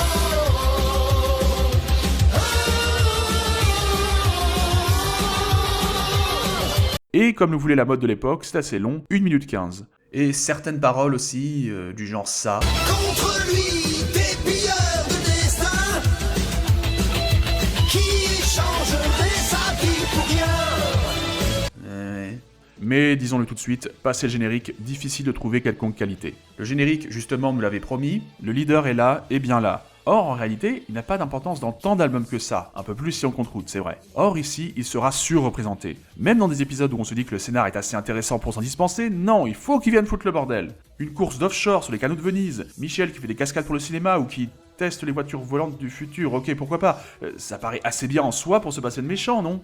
Ah oui, et puis le leader a une main mécanique. En fait, si on ne voyait pas son visage, ma blague de tout à l'heure avec le Dr Gang, elle était en fait pas mal raccord. On pourrait le prendre pour son frère, là, vu son caractère et son repère. Il a aussi des caméras partout, dès qu'il veut voir quelque chose, il tape une touche, avec les fameux claviers multicolores vus dans des tonnes de séries, et on dirait qu'il peut voir n'importe quel endroit sur Terre. Et puis, que serait un méchant sans ces fameux Evil Laugh, et les épisodes qui se finissent par ce dernier affirmant « la prochaine fois, je vous aurai !» Ruth est là, elle aussi, mais elle semble avoir perdu tout son caractère, tout juste bonne à être la larbine de son père et à faire des boulots improbables. Je me demande aussi pourquoi ils ont changé les couleurs de l'écurie leader qui passe du rouge flashy au noir et jaune-orange avec un logo proche de celui de Renault. Qu'ils aient fait des changements bons, mais là je ne vois vraiment pas ce que ça va être compliqué de garder l'élément original. Ah, et bien entendu, les pilotes de leader comme Kramer, ils passent de loser pathétique à bon gros clown. Bon, j'ai parlé des méchants, mais les gentils sont là. Michel Vaillant, Henri Vaillant, Steve Warson, Julie Wood, Franck Vaillant... Ah oui, Franck Vaillant, oui. Michel a un jeune cousin nommé Franck. Une tête à claque qui, en plus, a fait sauter le personnage de Jean-Pierre. Je suppose que les Américains se sont dit qu'avec Henri Vaillant, ils avaient le patron et le vieux à la fois, pas besoin d'un grand frère à Michel, au contraire. Allez, faut rajeunir tout ça. Nulle trace aussi de Françoise et Elisabeth. À la place, Franck a une amie photographe gonflante, Anna. Et puis, je n'ai pas vu tous les épisodes, il y en a quand même 65, merci bien, mais quand même un certain nombre, et je n'ai vu la Jonquière dans aucun d'entre eux. Même si je reconnais que c'est peut-être dans des épisodes que je n'ai pas vus, c'est possible. Alors le fan de Michel Vaillant parle ici, je l'admets, et peut-être aussi que je le vois trop avec des yeux d'adulte, mais j'ai du mal avec plein de choses, comme le fait qu'aucun élément réaliste des courses n'est respecté, par exemple. Un patron fait une proposition spontanée à un pilote le soir, il se serre la main, 2 minutes plus tard on le présente au staff, le lendemain il est sur la piste alors qu'il a raté les qualifications. Ça pouvait se faire dans les années 50, mais plus dans les années 90. Ou encore des choses comme Steve Warson faisant le boulot des mécanos, faut dire qu'aucune écurie n'a l'air d'en avoir plus que 3, ou encore Quincy, un mécano de chez Vaillant, voire l'unique mécano de chez Vaillant, souvent en tout cas, qui fait voler un petit hélicoptère téléguidé au-dessus de la piste pendant une séance. Ouais. Et on touche justement à un problème évident de la série, pas de licence. On ne peut pas parler de Formule 1. Il n'y a évidemment pas de vraie marque, même si on se retrouve avec des pastiches du genre Toctal ou Cabel, ni même de vrais pilotes. On se retrouve avec, pour des grands prix de monoplace, des appellations qui font penser à de l'endurance, du genre les 400 km de Barcelone. Et d'un point de vue règlement, on a des conduites totalement irresponsables qui n'amènent des problèmes avec les autorités que de manière totalement aléatoire. Parfois je me suis dit, mais pourquoi il n'est pas disqualifié celui-là ? Et rien. Et à l'inverse, parfois je ne voyais pas trop de problèmes, et là, paf, drapeau noir. Les pilotes enlèvent leur casque tout azimut longtemps avant d'être descendus de voiture, on a le sentiment que le leader ne gagnera jamais une course, et puis il y a des moments du genre, Michel Vaillant double un pilote, le regarde longuement alors qu'ils sont côte à côte, lui fait un signe de la main doublé d'une réplique ironique, bah oui, pourquoi se concentrer sur la piste, c'est vrai, avec la réalisation qui suggère que l'autre pilote l'a entendu. Et la grande majorité des épisodes se finit sur un rire collectif pour une réplique pas drôle, et parfois même pas censée l'être. Let's celebrate our reunion and this double victory over a good dinner. Mais c'est pas une blague, pourquoi vous riez ? Je vous passe les voitures style K2000 et les robots qui pilotent durant des grands prix. Parce que, à la rigueur, oui, en fermant les yeux sur le réalisme, on peut reconnaître à la série une certaine variété néanmoins, avec de la moto, du offshore, de la monoplace, du rallye, du stock car, des courses de côte, des tests de voitures improbables. Seulement la réalisation est laide. Des lignes droites à n'en plus finir, comme les terrains de foot d'Olive et Tom. Les mêmes images sont souvent reprises, l'animation est pauvre, il faut le dire. Le manque de fluidité est évident, et pas seulement au niveau des courses, mais pour l'animation de la série en général. Vous pouvez voir à la même époque la différence avec des dessins animés qui ont du budget et qui ont été soignés. L'ambiance sonore est là, par contre, encore heureux. Alors oui, ok, ils ont voulu élargir leur public, mais les gamins peuvent avoir bien mieux comme série avec des méchants diaboliques et des explosions. D'un autre côté, ça ne peut pas satisfaire les fans des albums. Fatalement, donc, ça donne une série un peu bâtarde. Certains albums sont déjà assez invraisemblables sans qu'on en rajoute. Franchement, le vieux feuilleton avait des points positifs, mais ici, c'est dur d'en trouver. Et donc, dur de vous conseiller ce dessin animé. À la même époque, Jean Graton, 67 ans, est toujours seul à la barre. Enfin, il a toujours un studio pour l'épauler, et son fils Philippe s'occupe de la gestion courante de Graton Éditeur. Mais Jean écrit et dessine seul l'essentiel des albums. Et jusqu'ici, même les albums qui étaient à mon sens les moins bons au niveau scénario, je précise scénario car question technique, je n'insisterai jamais assez sur le fait qu'il y a toujours une vraie maîtrise, ces albums donc avaient quand même des bons passages. Du coup, ça veut dire qu'on échappera à l'écueil fréquent dans les longues séries, à savoir se payer un album totalement oubliable ? Comme quoi, faut jamais se sous-estimer. On fêtait alors le bicentenaire de la Révolution, et Jean Graton s'est lancé dans une histoire où, en Bretagne, il y a des chouans qui... Oh, puis zut, cet album, je confirme, il est parfaitement oubliable. Je préfère passer à l'affaire Bugatti. Warson, il retrouve un vieil ami, riche, il veut offrir à son vieux père un plaisir. Il est fan de Bugatti, alors il veut organiser une course de prestige avec des Bugatti de collection. Mais la veille de la course, toutes les voitures disparaissent. Cet album m'a confirmé que je ne pigerai jamais totalement le personnage de Michel. Comme Tintin, il est prêt à pardonner tous ceux qui manquent de le tuer, mais là, il est plus furieux que jamais quand il pense que Steve a été trop négligent. Alors qu'en réalité, Steve s'est méfié de son vieil ami et de son faux vieux père qui en fait n'est pas grabataire. Les deux étaient complices pour voler les voitures. Et justement, cet album n'a qu'un vrai problème, la couverture. Avant même d'ouvrir l'album, on nous spoile totalement que le gentil vieillard qu'on nous présente en début d'histoire est en fait... Ah bah c'est malin. C'est aussi le début, seulement pour quelques albums on ne se demande pas trop pourquoi, des grands espoirs placés en Jean Alési, tout le monde veut le signer. En attendant, Alési n'est qu'un espoir quand, parmi les pilotes de ces vieilles Bugatti, il y a forcément Jackie X, oui. Si je vous parle de lui, c'est à cause de l'album suivant, Une histoire de fou. Il y a une petite compète Steve Jackie depuis la course de Bugatti. Or, Jackie X participe aux 24 heures du Mans. Jean Graton le fait sortir de sa retraite pour y participer 7 ans après qu'il ait arrêté. Il participe sur une Mercedes. Steve, lui, qui a un volant F1 chez Vaillant, mais libre pour les autres catégories, veut un volant à sa mesure pour se mesurer à Jackie, mais Michel et Jean-Pierre sont estomaqués quand ils apprennent que pour ça, il a signé chez Leader, avec Root, Bob Kramer et toute la clique. Jackie X était content de se battre contre Steve, mais du coup, il vient lui dire qu'il trouve son attitude dégueulasse. Et là, je me dis une chose, en se replongeant dans les albums de Michel Vaillant, on peut voir que X n'a jamais eu à subir le Leader personnellement. Pourtant, avec ce discours sur sa répugnance pour le Leader, il nous fait bien comprendre que c'est donc un constructeur qui représente officiellement la méchanceté. Inutile de vous dire qu'il faudrait une sacrée bonne stratégie marketing pour redresser l'image de Leader. Hein. Volkswagen, durant la Deuxième Guerre mondiale, ça devait être plus populaire. Question course, en revanche, j'adore. En tant que fan de bons gros prototypes, je ne peux qu'aimer. Bon, le résultat, Leader peut-il gagner? Non. On l'a vu gagner dans d'autres catégories comme la F1, mais jamais au Mans. X peut-il gagner? Oui, mais Graton décide de ne pas aller jusque-là. Il finit tout de même deuxième à quelques mètres de Vaillant qui gagne une nouvelle fois le Mans. Mais Steve n'en a pas fini avec le Leader. Dans l'album suivant, Le Maître du Monde, voilà, il devient à son tour le nouveau leader. Au four et au moulin, il pilote une F1 révolutionnaire. Avec elle, il gagne les 7 premiers Grands Prix de la saison consécutivement. Michel se retrouve avec un retard de points mathématiquement impossible. Il a 21 points après 4 courses, et 3 courses plus tard, il se retrouve avec 38. Il faudra m'expliquer comment c'est possible de marquer 17 points en 3 courses avec le barème de points de l'époque. Messieurs, qu'en dites-vous? Olivier? Oui. Oui, voilà quoi. Toujours est-il que, lors d'un Grand Prix de France mémorable, encore une fois, qu'est-ce que c'est bien techniquement de la part de Graton, Michel bat Steve, qui en plus abandonne. Après, Steve accumule pépins et abandon. Passer d'une telle domination à plusieurs zéros pointés ou grosses contre-perfs consécutives, c'est un peu gros, surtout pour un si bon pilote, mais admettons, les séries noires ça existe. Mais en plus, à Monza, les leaders sont déclarés non conformes, disqualifiés du reste de la saison et carrément interdits en piste. Franchement, après 13 courses, il serait temps. Hein. Enfin, après tout remarqué, dans cet album, les monoplaces et pilotes des autres écuries sont carrément interchangeables. Les Williams se changent de numéro et... Oh, dans la même case, carrément, la Benetton et la Leader ont toutes deux le même numéro. Messieurs, une explication? C'est pas gentil ça, bande de pamplemousse. Pour couronner le tout, Michel gagne une nouvelle fois le titre de champion du monde, il bat de peu Jean Alesi pour ça. Il ne manque à l'Avignonnais qu'un seul point pour être champion. Y a pas à dire, Michel Vaillant sur la Lune, c'était crédible en fait. La piste de Jade marque un tournant. Pas tant au niveau des intrigues, l'état-major des leaders veut tuer Steve Warson, en reconnaissance pour un rallye, bon, il faut bien clore cette intrigue. Mais, ça y est, désormais, Philippe Graton s'implique vraiment dans les albums. Il avait déjà quelque peu commencé dans Le Maître du Monde, mais cette fois, revenant du Vietnam, il est revenu avec des idées pour un prochain album, qui deviendra La Piste de Jade, le voilà désormais scénariste de Michel Vaillant. La Piste de Jade contient des moments géopolitiques et aborde le sujet de la misère et du travail des enfants. Des thèmes parfois effleurés dans d'anciens albums, mais ici nettement plus développés. De quoi redonner un certain tonus à la série. Un des rares défauts que je soulèverai ici, c'est que la jeune Jade, là, est censée avoir 12 ans. Et non, le dessin la fait paraître plus âgée. Ce qui ne serait pas trop distrayant si elle n'était pas centrale à l'histoire. Mais bon, ça reste un bon album, appuyé par l'aide de Philippe Graton. Et ce n'est que le début. Avec lui vont aussi être lancés l'année suivante les dossiers Michel Vaillant, sur des véritables personnalités de la course. Mélange de reportages et de mise en image en bande dessinée de moments forts de leur vie. Avec dès le deuxième numéro, Jackie X. C'est déjà pas mal qu'ils aient attendu le deuxième. Hein. Mais aussi Senna, Pescarolo, Fangio, Prost, Gilles Villeneuve, j'en passe. Donc, Philippe Graton va être le scénariste de mon absolu album favori, Paddock.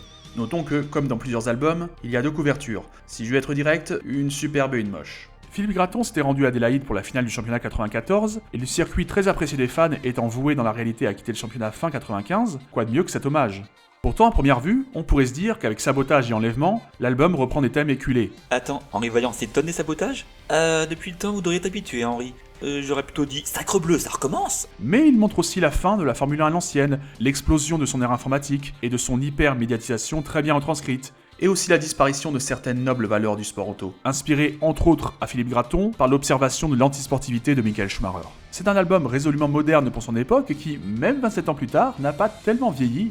C'est la dernière course du championnat et il y a une bataille à 3 pour le titre. Mais les réserves de carburant de l'écurie Williams se sont sabotées et Damon Hill, en lutte pour le titre, ne peut concourir pour la course du dimanche. Bien qu'il n'ait pas été rayé des paris, sa cote a fatalement énormément baissé. Du coup, le type, derrière tout ça, a placé une fortune sur lui. Et bien inspiré car finalement Damon pourra prendre le départ, Air France ayant rapatrié de l'essence. Je note quand même que, même persuadé qu'il aurait de l'essence finalement, c'est dangereux son histoire, car il a parié sur la victoire en course de Hill, pas sur son titre, et même si on montre qu'il a plusieurs manières de ralentir Michel et Schumi, donc il est assez tranquille sur le fait qu'il finisse derrière Damon, il ne faudrait quand même pas que ce dernier abandonne sur accident ou sous ses techniques. À ce propos, allez, pour être totalement juste, l'album a un défaut mais qui me fait rire, le classement du championnat c'est un peu n'importe quoi. Regardez les meilleurs, ils marquent à chaque course ou presque. Régularité exagérée surtout pour l'époque. Même de nos jours où les F1 sont plus fiables qu'à l'époque, ce serait gros. Surtout allez-y quand le manque de fiabilité de Ferrari à l'époque est à l'origine des blagues sur son chat noir. Attendez, les traces à marquer un point? Ah et bonjour les coéquipiers inutiles qui marquent 10 fois moins de points que leur leader. Pour comparer, voilà les coéquipiers de chez Benetton et Williams dans la vraie saison 95. Ils sont franchement derrière, oui, mais pas non plus à des années-lumière. Et voilà dans l'album, ils n'ont même pas réussi à faire un petit podium quoi. Mais bon, l'album est passionnant, et au chapitre émotion, Michel et Steve finissent sur une plaque commémorative pour Ayrton Senna. Pour la première fois dans l'histoire de la compétition, une voiture va s'aligner avec ce fameux numéro 13, dans une voiture semblable à celle de Michel Vaillant. Les 24 heures du Mans ont bien sûr toujours inspiré l'auteur de cette bande dessinée vendue à plus de 25 millions d'exemplaires. Pour Jean Graton, à 75 ans, présent dans le stand, c'est enfin la réalité qui rejoint la fiction. Oh bah, j'ai l'impression d'être en plein rêve. Hein. Ah, vraiment, pour moi, c'est quelque chose de vraiment inattendu et de merveilleux. Et ce n'est qu'un début pour ce qui est de voir Vaillant en course. La même année sort l'album La Prisonnière qui a une gestation particulière. Une histoire courte de Michel Vaillant avait été réalisée comme une suite au Fantôme des 24 heures, mais jamais publiée. Philippe et Jean Graton l'ont reprise pour en faire un album, lui donnant une deuxième partie très éloignée de la première. On passe des 24 heures du Mans au secours de route, prisonnière dans le QG du leader, au Tibet. L'album est un peu bancal, mais contient des bons moments, comme la page où il se retrouve dans le hangar stockant toutes les voitures de l'histoire de la firme. Et si ce n'est le cas particulier dont je parlerai plus tard, il clôt pour de bon toutes ces histoires avec Route et le leader. Merci. De temps en temps, dans ce genre d'album, La Fièvre de Bercy sera un album de compétition amicale, malgré une sous-intrigue un peu plus sérieuse. Mais le sponsor sera plus important à plusieurs niveaux. Jean Graton, qui a 76 ans, commence à y voir moins bien. Il y a des collaborateurs, mais ils ne sont pas encore totalement formés. De plus, ce sera le premier album où le lettrage et la couleur seront faits par ordinateur. En résulte un album techniquement perfectible. Du côté scénario, Warson est de retour chez Vaillant en F1. Encore. Grâce à un nouveau sponsor, Vaillant est paré pour la saison. Mais ce sponsor est douteux, c'est le fil rouge de l'histoire. Sinon, on est dans la droite lignée de Paddock avec les prémices de la F1 du 21e siècle et le spectacle que ça doit être même hors piste. Le moment le plus invraisemblable de l'histoire, c'est lorsqu'à Monza, au Grand Prix d'Italie, les tifosi sont aussi contents de la victoire de Vaillant que de Ferrari. Et non, là-bas, aucune chance. C'est la même année, en 1999, qu'une vraie Vaillante est présentée au Mondial de l'Automobile de Paris, nommé Grand Défi, en hommage bien sûr au premier album. Il n'y aura que 16 exemplaires produits, donc c'est une sacrée rareté quoi. Dans Kero, les Vaillantes participent à nouveau au Dakar, mais les Américains veulent le contrôle du scénario et des images spectaculaires à tout prix. Les méchants, Kramer, Queens et compagnie sont de la partie donc. Et qui voit-on aussi? Jackie X. Merci. Question dessin, rien à redire, c'est magnifique, le rallye est assez intéressant à suivre et les méchancetés des méchants sont suffisamment crédibles. Le rallye est même interrompu à cause de menaces d'attentats. Michel Vaillant anticipe la réalité une fois encore, attention les Simpsons, vous avez un concurrent pour ce qui est de devancer l'actualité. Mais en fait oui, Philippe Graton au scénario a le chic pour recycler des vieux thèmes mais les placer de manière moderne. Dans Opération Mirage, en 2000, on a de l'espionnage, mais cette fois, pas industriel de la part d'une autre marque, mais médiatique. Thème survolé dans de vieux albums. Ici, les photographes tiennent absolument à prendre un cliché d'un prototype révolutionnaire d'une future Vaillante, et c'est le thème de l'album, leur technique de paparazzi pour y arriver. Et oui, voilà, là, on avance. A l'époque, Philippe Graton est parfois approché pour les droits d'adaptation de Michel Vaillant, mais il contacte plutôt Luc Besson. Besson et son ami acteur et producteur Pierre-Ange Le Pogam sont intéressés par le projet. Luc Besson, à l'époque, souhaite faire une pause dans la réalisation. C'est donc Louis-Pascal Kovler, réalisateur de nombreuses pubs, notamment automobiles, et qui vient de réaliser son premier long métrage, qui s'occupera de le mettre en image. Avec Gilles Malençon en 2001, ils vont rédiger une première ébauche du scénario. À condition que le logo Vaillant soit là et que les personnages soient respectés, Jean et Philippe Graton sont ouverts. Le scénario sera plus tard retravaillé avec Luc Besson. Ce ne sera pas une adaptation stricto sensu d'une BD, d'autant qu'une seule, on peut douter qu'il y a assez de matière pour tenir 1h30, 2h, mais le scénario sera quand même inspiré de l'album Le 13 au départ, dont je vous ai parlé au début de la vidéo. Question casting, évidemment, le plus gros challenge, c'est Michel Vaillant, à savoir un homme brun, sportif, d'environ 30 ans. Benoît Magimel est envisagé, mais c'est Saga Morstevenin qui obtient le rôle. Il adore la course automobile, et en bonus, il vient de tourner pour Kovler dans Sueur. Les deux hommes se connaissent déjà, c'est pratique. EuropaCorp existait depuis peu, mais elle aura quand même un budget rare en France de plus de 22 millions d'euros. Mais pour ça, il faudra notamment tourner lors de la course du Mans, même si plus tard, en août, le circuit sera privatisé pour avoir plus de rush et pour filmer notamment un accident. Mais tourner en partie lors de la vraie course, ça signifie engager les voitures représentant les Vaillantes et les leaders. On fait appel à l'écurie expérimentée Dams, qui ne courait pas en 2002 au Mans, mais qui engagera 2 voitures dissemblables, même au-delà de la déco. Une Lola Judd pour la Vaillante et une Panos pour la Leader, qui feront la course parmi les autres concurrents. La Leader abandonnera durant la nuit, heureusement de quoi faire des images malgré tout, mais comme un symbole, la Lola Vaillante, elle, franchira la ligne d'arrivée. Le film sort en date du 19 novembre 2003. On commence donc par la mère de Michel qui fait un vilain cauchemar. Elle rêve que son fils, au Mans, s'accroche avec une leader qui porte le numéro 13 et son prototype explose. Alors que je suis sûr que vous et moi on a tous déjà fait des rêves lucides, c'est-à-dire se rendre compte qu'on rêvait avant de se réveiller, elle ne réalise pas plusieurs secondes après. Elle est rassurée par Henri Vaillant, joué par Jean-Pierre Cassel. Inquiète, elle appelle donc son fils car elle se demande si son rêve peut se réaliser. Mais Michel ne participera pas au Mans cette année, et il n'y aura pas de leader ni numéro 13. Il n'y a pas de numéro 13 au départ du Mans, et il n'y en a jamais eu. Oui, alors ça aurait été bien d'actualiser ça, parce qu'un certain Yves Courage pourrait ne pas être d'accord avec toi, Michel. Les premières scènes plus développées nous permettent de constater que, franchement, l'interprétation des comédiens en général est passable. Simplement passable. Voici Michel et Steve Warson dans un rallye au Canada où... Ah, ok. Oui, ok, là, faut le reconnaître, c'est classe. Au moins, le budget et l'habitude qu'a Kovler de filmer des voitures nous permettent d'avoir quelques beaux plans. Il se frotte à... Oh, je me demande si c'est un méchant. Oui, même si on n'a pas lu les BD, on sait très vite que Bob Kramer est peu recommandable. Il menace David, un petit jeune qui court avec Vaillant, qui l'avait gêné lors de l'épreuve. Michel gagne le rallye et toute la clique se retrouve à la maison familiale des Vaillants, la Jonquière. Ma petite Laura, regarde-moi. Oh, t'as encore grandi, toi. Tiens, bonjour Laura. Ah, moi aussi je suis content de te voir, petite, même si j'ai aucune idée de qui tu es. La fille de Jean-Pierre, j'imagine, qui, dans les albums, a un fils, mais bon. Bref, Michel a une nièce, je veux bien, ce sera pas utile dans le film de toute façon. Peugeot m'a appelé aujourd'hui, et leur fameux moteur Evolution 5 est prêt et nous est réservé. Pour début mai, mais il sera opérationnel pour la mi-juin, c'est-à-dire pour le Mans.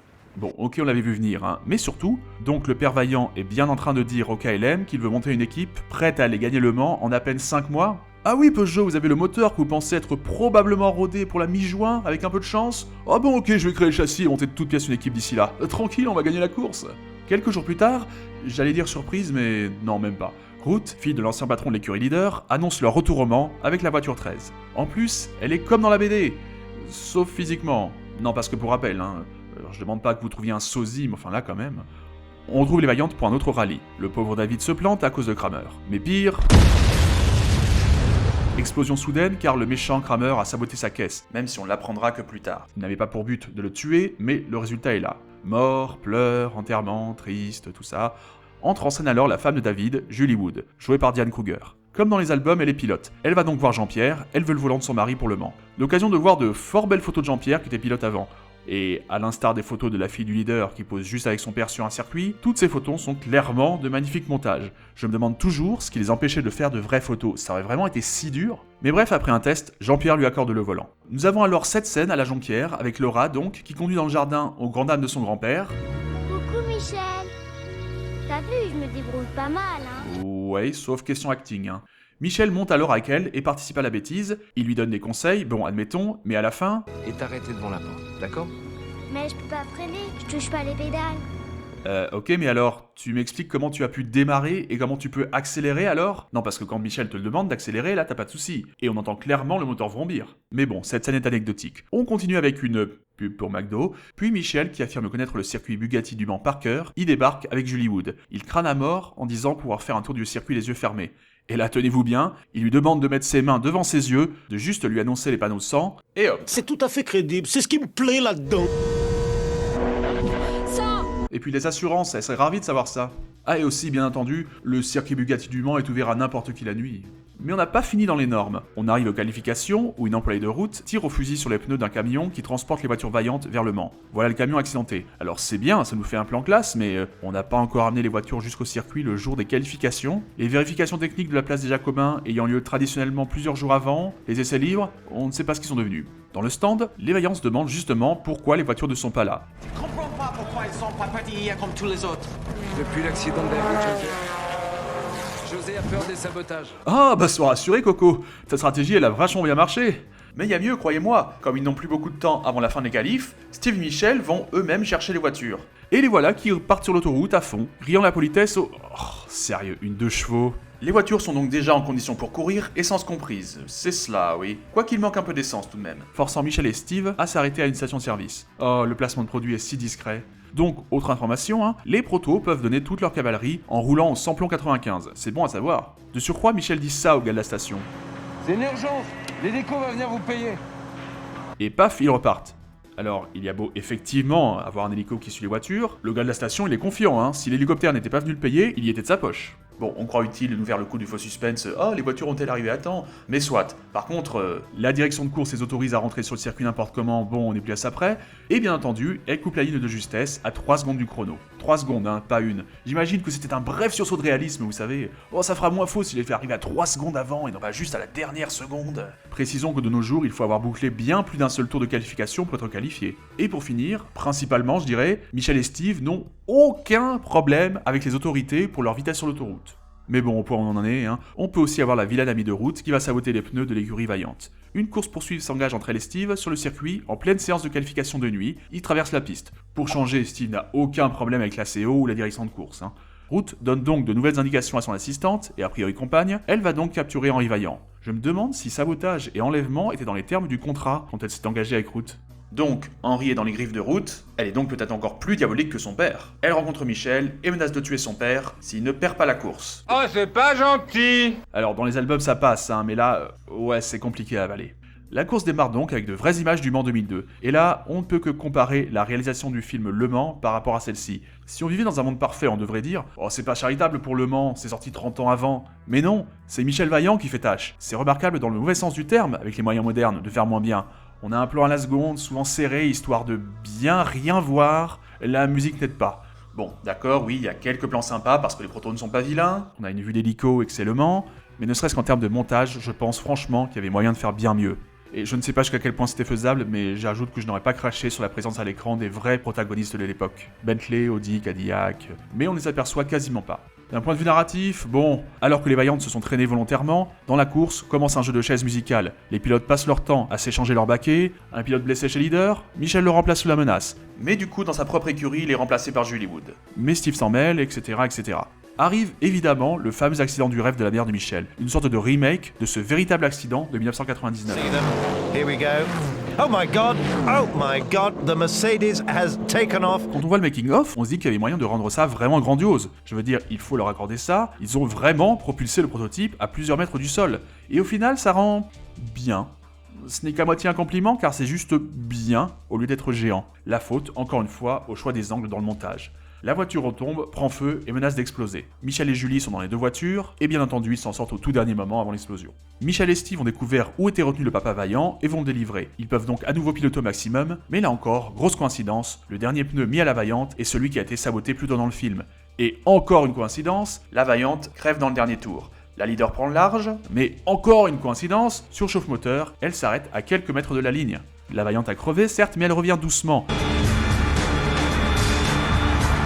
Je pourrais dire que de toute façon on s'en fout car pousser sa voiture n'est pas autorisé par le règlement et conduit normalement à disqualification, mais si seulement c'était la plus grosse entorse du film, car ça va se jouer au final à quelques millimètres d'avance sur la ligne d'arrivée, quand même. En plus de ça, quand on voit les images, faudra m'expliquer comment la Vaillante derrière ne peut coiffer la leader que d'un cheveu sur la ligne, au lieu de la rejoindre en un rien de temps. Quelques plans plus tard, on voit que le pilote leader n'a quasiment pas avancé quand la Vaillante est à 2 longueurs derrière, et pourtant... Mais voilà le coup de théâtre à peine prévisible, Warson, touché par une balle en délivrant le papa Vaillant, était en fait remplacé dans le baquet par Michel Vaillant. En forme le Michel, il s'est levé à l'aube le samedi, il a piloté bien 20 heures, n'a pas dormi, a affronté une explosion, une fusillade, mais il pète le feu à la fin. Et chez Vaillante, tout le monde est content. A priori, Michel et Henri ne porteront pas plainte contre Route. Assassinat, enlèvement, une séquestration, blessure par balle, c'est pas grave. Et Julie est calmée, elle a foutu son poing dans la gueule de Kramer. Foutre son poing dans la gueule du type qui a tué son mari, l'envoyer moisir en tout le 20 ans, bon, c'est presque pareil. Bref, voilà, c'est un peu un plaisir coupable pour moi de voir ce film, mais c'est certain, il est pas terrible. Pour quelques belles images, on a un scénar trop gros, trop prévisible, des acteurs pas toujours convaincants, un montage parfois pénible, le potentiel était là pourtant. Au final, il a fait un score en salle assez décevant. 900 000 entrées, ce n'est pas trop mal, mais vu son budget, il n'a pas été rentable. Je parlais d'un cas particulier pour le retour de Route et du leader dans la BD, et effectivement, le film sera adapté en album pour David. Jean Graton a hésité, et ça se comprend, vu que l'intrigue est en partie tirée d'un ancien album, on a des redites parfaites. J'ai rêvé que Michel se tuait au Mans. Mais chérie, tu ne te rappelles pas? Ça t'était déjà arrivé en 1961. Philippe Graton va l'admettre, le diptyque L'épreuve, 100 millions de dollars pour Steve Warson est assez gonflé question scénar. Les casinos de Las Vegas organisent une épreuve entre les meilleurs pilotes de 20 nations sur 8 disciplines différentes pour décider du meilleur pilote du monde. Un représentant pour chaque pays et chacun la même voiture. Au vainqueur, 100 millions de dollars. Michel hésite à y participer pour le côté jeu du cirque que ça a, reconnu par aucune fédération. Et justement, les 3 premières pages pointent du doigt tout ce qu'il y a de gros dans cette histoire, dans la bouche d'Henri, Jean-Pierre et Michel Vaillant. Ça c'est pas possible, ça c'est n'importe quoi, etc. Et c'est futé en un sens. On coupe l'herbe sous le pied au lecteur, le gros de ce qu'il pourrait reprocher question vraisemblance au scénar, la BD l'évoque elle-même en entrée. Dans la réalité, à une époque, il y avait l'IROC, un championnat rassemblant les meilleurs pilotes de diverses disciplines. Mais devant la difficulté de l'organiser question calendrier, contrat, sponsor, ça a fini par s'arrêter. Et si un championnat comme dans cet album était organisé effectivement, je serais quand même curieux de savoir où des pilotes de F1 par exemple auraient pu trouver autant de place dans leur emploi du temps pour y participer. N'empêche, ce championnat a beau être fantaisiste, il y a des trucs cool comme un Grand Prix de Monaco de nuit, ce qui n'est jamais arrivé dans la réalité. Une épreuve d'endurance à Road Atlanta, une épreuve secrète et un final sur un anneau de vitesse. Steve doit absolument y participer car il doit des fortunes à des usuriers. Il a le couteau sous la gorge, pratiquement en sauce propre. Ce sera le fil rouge du diptyque. Il doit tout faire pour sauver son entreprise, le boulot de ses employés et sa vie. Le plus gros moment porte-nawak de ses albums le concerne d'ailleurs. Lors d'essai sur le Nordschleife, Warson bat le meilleur chrono de Michel de 10 secondes. Et non. Même sur un circuit hyper long comme le Nordschleife, sur le sec, à voiture égale, ça n'existe pas de battre un chrono d'autant face à d'autres professionnels. En attendant, les usuriers ont engagé Kramer et Hawkins pour l'aider. Ils ont bidouillé pour leur participation, Warson étant le représentant des USA, eux représentent Bahamas et Malte. Faut dire que les représentants des nations sont plus ou moins bien choisis à mon sens. Demonil est là, sous un autre nom, et lui il était en retraite depuis des années. On se demande ce qu'il fout là. Schmauer est là aussi, sous un autre nom également, mais je veux dire de visage c'est clairement lui, mais nommé donc Van Richthofen, soit le vrai nom de l'aviateur surnommé le Baron Rouge, le même surnom donné à Schumi. En attendant, ce pseudo-Schumi se plante. Faut dire que les Gratton ont beau être français, ils vivent en Belgique, la patrie de la BD. Faut bien qu'ils mettent des Belges. X là était peut-être un peu vieux, même s'il est quand même nommé, on ne se refait pas. Du coup, le Belge Marc Duet sera un des 5 finalistes, avec Michel et Steve. Course finale sur ovale. Attendez, c'est quoi cette case là? Oubliez Formule 1, kart, IndyCar et autres formules poussives en comparaison d'une champ car. Je ne sais même pas quelle connerie je dois relever en premier dans cette phrase. De même que le classement final a quelques bugs, pas la première fois dans Michel Vaillant. Toujours est-il que Michel remporte les titres, mais offre les 100 millions à Steve pour qu'il paye ses usuriers. Sympa quand même, si ça c'est pas de l'amitié. Cette époque marque aussi un nouveau tournant pour cette BD, car en 2004, à 81 ans, l'année où il est fait commandeur dans l'ordre des arts et lettres, Jean Gratton, qui avait déjà ralenti la cadence depuis 1999, décide de prendre sa retraite. Le studio Gratton s'occupera désormais de la BD, Philippe toujours au scénario. En un sens, ce sera le début de la fin. Pas qualitativement, hein. Les albums de la deuxième moitié des années 2000 sont bons, mais la première série Michel Vaillant s'approche de la fin. Toujours pour coller au plus près l'actualité, le premier Grand Prix de Chine et les enjeux qui vont avec seront le sujet du sympathique 68e album, China Moon.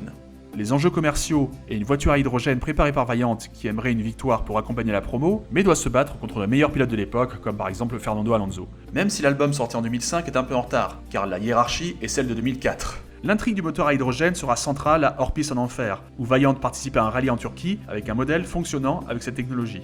Il manque de renverser un gamin maigre, affamé et apeuré. Après enquête, il semble que le petit et plusieurs autres fabriquent des trucs pour Vaillant. Faut avouer que des petits enfants exploités, ce serait un côté moins reluisant de la marque. Jean-Pierre Vaillant esclavagiste, c'est pas idéal pour l'image de Vaillant, hein. Mais évidemment, c'est un malentendu, Jean-Pierre ne s'en doutait pas. Et puis bon oui, un constructeur occidental qui délocaliserait dans des pays pauvres pour économiser sur la main d'œuvre, ils ont vu jouer ça où au studio Gratton franchement. Par contre, le fait de gagner un rallye de plus de 3000 bornes d'un souffle, voilà, là ça se tient. Et nous en arrivons au dernier album de la première série, en 2007, qui fête donc les 50 ans du Michel Vaillant, 24 heures sous influence. Yves blessé, Vaillant cherche un remplaçant. Ils prennent Dylan, un petit gars de 19 ans ultra motivé, mais aussi poussé par son père, un homme d'affaires dans la dèche, qui veut se refaire grâce à la pub que lui ferait son fils. Notons que pour cette histoire, l'écurie Vaillant prend la place du team Pescarolo, comme s'il n'avait pas été assez relégué au second plan comme ça dans la réalité. La deuxième voiture de l'écurie est un équipage 100% féminin, dans lequel on trouve, comme un fait exprès, la fille de Jackie, Vanina X. Les gens admirent les Vaillantes en tout cas, et on relèvera que Philippe Gratton connaît bien la jeunesse. Après tout, ne met-il pas top délire dans la bouche des gamins dans les tribunes? Alors c'est bien d'utiliser les expressions jeunes de 1974. Mais passons, le père de Dylan va jusqu'à demander au kiné de doper son fils. Quand même.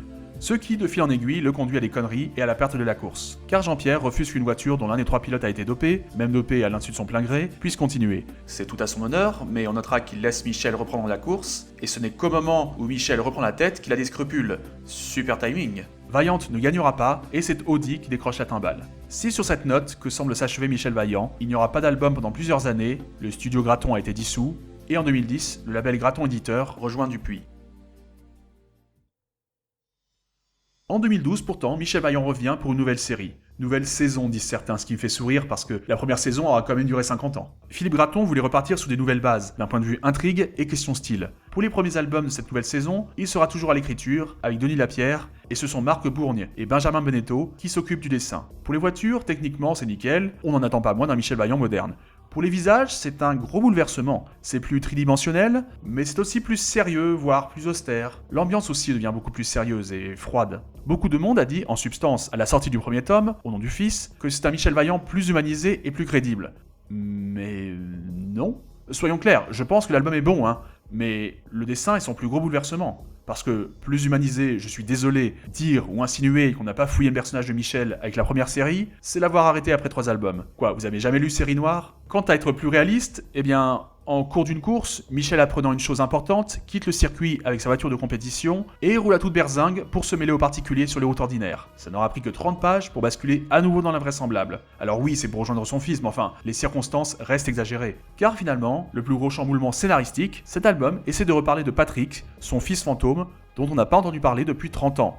On le savait vaguement papa, et encore à peine pour ceux n'ayant lu que les albums, puisque pour rappel, il est né dans une histoire courte. Mais étrangement, on n'avait jamais profité de ça pour essayer de varier un peu les intrigues de la première série. Quel père, ce héros presque parfait, ferait-il ? Cette intrigue va être plus développée dans les albums suivants.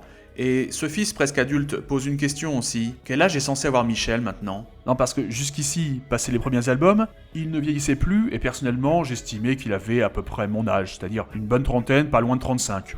Manifestement assez expérimenté, mais encore dans une phase de sa carrière où on ne le considérait pas comme vieux. Mais là, vu l'âge de son fils et l'âge approximatif qu'il avait à sa naissance, sans parler de son graphisme, il a la quarantaine bien tassée. Et pourquoi pas, mais c'est une phase où, à part en NASCAR peut-être, la presse attend le moment où un pilote se retirera. Et pourtant, on fait comme si de rien n'était. Selon Papa Vaillant, sa place est en F1 et pas ailleurs. Il n'y est pas parce que Vaillant ne peut plus s'y aligner. Et je ne peux m'empêcher de me dire que les albums suivants ne feront que le confirmer. La série a beau avoir une ambiance plus dure, elle n'a pas gagné en crédibilité. Mais elle vit toujours avec son époque et fait concourir Michel dans de nouveaux championnats. Et elle va progressivement se permettre des audaces. Aujourd'hui, on en est à 10 albums, et on a pu constater que des personnages comme Françoise ont pris plus de place, quand d'autres comme Steve, par exemple, sont beaucoup plus effacés. Mais surtout, la série se permet le suicide de Jean-Pierre après avoir entraîné l'entreprise Vaillante dans une catastrophe financière. Oui, dans un album qui nous entraîne dans les magouilles financières simplement effleurées des décennies plus tôt. De ce point de vue, clairement, la série a fortement évolué, malgré quelques passages où on peut avoir une impression déjà vue. Jean Graton a créé une saga qui dure depuis 65 ans, qui compte désormais 80 albums, plusieurs spin-offs, de nombreuses histoires courtes, des histoires publicitaires, 2 séries télé, un film, et il a pu connaître en 2017 la participation de l'écurie Rébellion au championnat du monde d'endurance, qui s'est renommée Vaillante Rébellion, en hommage aux 60 ans de sa série, et a fait de bons résultats. Si ça ce n'est pas de l'hommage super classe, il nous a quitté l'année dernière, au vénérable âge de 97 ans. Aujourd'hui, je me suis lâchement acharné sur certaines choses de l'univers Michel Vaillant et ça m'ennuie d'autant plus dans cette vidéo censée être une lettre d'amour à cet univers. Mais en l'état, je ne peux vous conseiller aucune adaptation. Même la première série qui n'est pas si mal, faut quand même être un peu échauffé question course et ou feuilleton de cette époque. Pour les gens aimant le 9e art en revanche, oui, vous avez un univers vaste, riche, dépaysant, avec de nombreux personnages à apprécier, et un héros beaucoup plus profond que ce que l'on pourrait croire en lisant seulement les premiers albums. J'ai vu des séries de BD ne plus savoir se renouveler tellement rapidement, c'est presque miraculeux que, malgré quelques errements que j'ai évoqués, celle-ci ait si souvent réussi à innover, voire à se réinventer. Même si la course ne vous attire pas plus que ça, donnez ou redonnez une chance à Michel Vaillant. Il mérite beaucoup mieux que le relatif oubli dans lequel il est tombé après avoir été si populaire à une époque. Et je viens de les évoquer, il y avait bien des raisons pour ça. Ça fait 25 kilos. Oui, vraiment.